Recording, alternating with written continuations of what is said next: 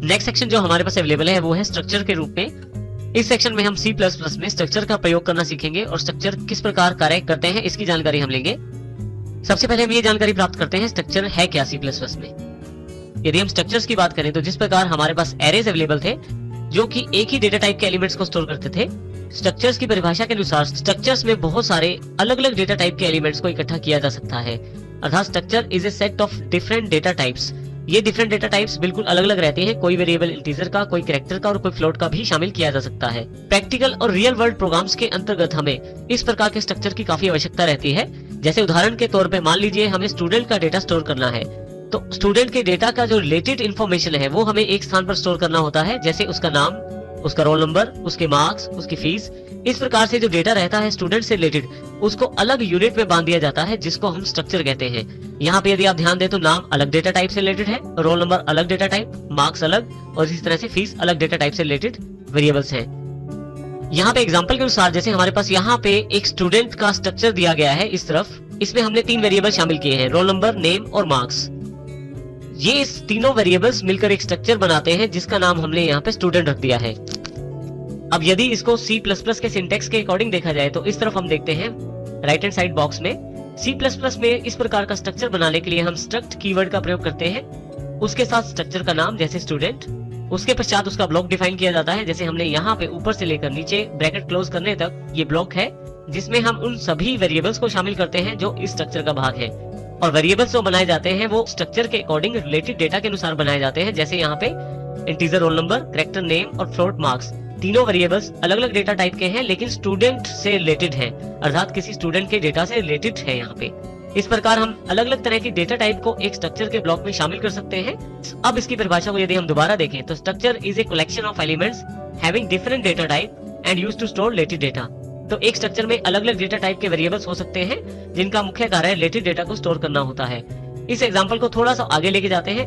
आप अपने द्वारा बनाए गए स्ट्रक्चर के वेरिएबल्स क्रिएट कर सकते हैं। जैसे मेरे पास यहाँ स्टूडेंट स्ट्रक्चर है, इसके मैं वेरिएबल क्रिएट कर सकता हूँ। यहाँ उदाहरण के तौर पे नीचे यहाँ देखें स्टूडेंट S1, S2, S3, ये तीनों वेरिएबल्स हैं जो कि स्टूडेंट डेटा टाइप अर्थात स्टूडेंट स्ट्रक्चर से बने हैं।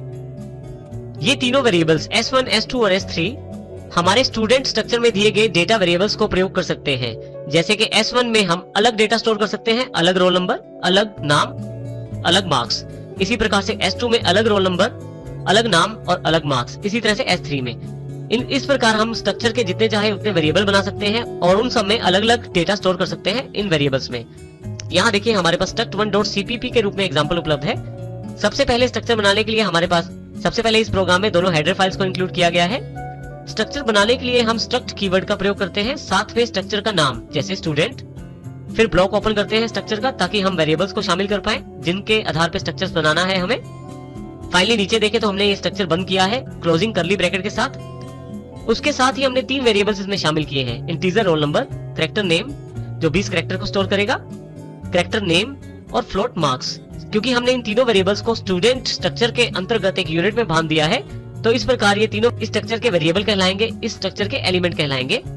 इस स्ट्रक्चर में सबसे इंपॉर्टेंट बात देखिए नीचे सेमीकोलन है। जब भी आप स्ट्रक्चर का ब्लॉक क्लोज करते हैं करली ब्रैकेट से तो आपको सेमीकोलन यहाँ देना जरूरी रहता है। इसके पश्चात वॉइड मेन में हम आकर इस स्ट्रक्चर का प्रयोग करना सीखते हैं। स्ट्रक्चर का प्रयोग करने के लिए सबसे पहले स्ट्रक्चर से वेरिएबल क्रिएट करें, जैसे स्टूडेंट से S1। अब मैं S1 में डेटा स्टोर कर सकता हूँ। इसके लिए देखिए यहाँ एक मैसेज प्रिंट करवा दिया गया है, एंटर योर रोल नंबर। जैसे ही यूजर कोई रोल नंबर एंटर करेगा Cin के द्वारा, ये इंपॉर्टेंट पार्ट है, S1 के रोल नंबर में स्टोर कर दिया जाएगा जो डेटा यूजर के द्वारा इनपुट किया जाएगा। इसका अर्थ यह है कि S1 अब एक वेरिएबल है जिसमें इन तीनों वेरिएबल्स को रेफर किया जा सकता है और डेटा स्टोर किया जा सकता है। इसी तरह से S1.name और S1.marks के लिए भी डेटा स्टोर किया गया है। इस प्रकार हमने स्टूडेंट का एक वेरिएबल क्रिएट किया है S1। इसको हम पहले प्रैक्टिकल रूप में देखते हैं। यहाँ यदि आप देखें तो फिर से हम यहाँ ऊपर की तरफ देखते हैं 2 हेडर फाइल्स इंक्लूड की गई हैं।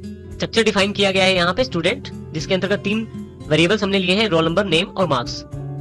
उसके पश्चात यहाँ पे वर्ड मेन में स्ट्रक्चर को प्रयोग किया गया है जिसमें स्टूडेंट डेटा टाइप अर्थात स्टूडेंट स्ट्रक्चर का एक वेरिएबल S1, उसके पश्चात S1 में रोल नंबर, नेम और मार्क्स को स्टोर किया गया है। अब यहाँ पे इस प्रोग्राम को रन करता हूँ कंट्रोल F9 से। आप देखेंगे आपके पास सबसे पहले रोल नंबर की जानकारी मांगी जा रही है। यहाँ मैं रोल नंबर एंटर कर देता हूँ, फिर नाम, उसके पश्चात मार्क्स।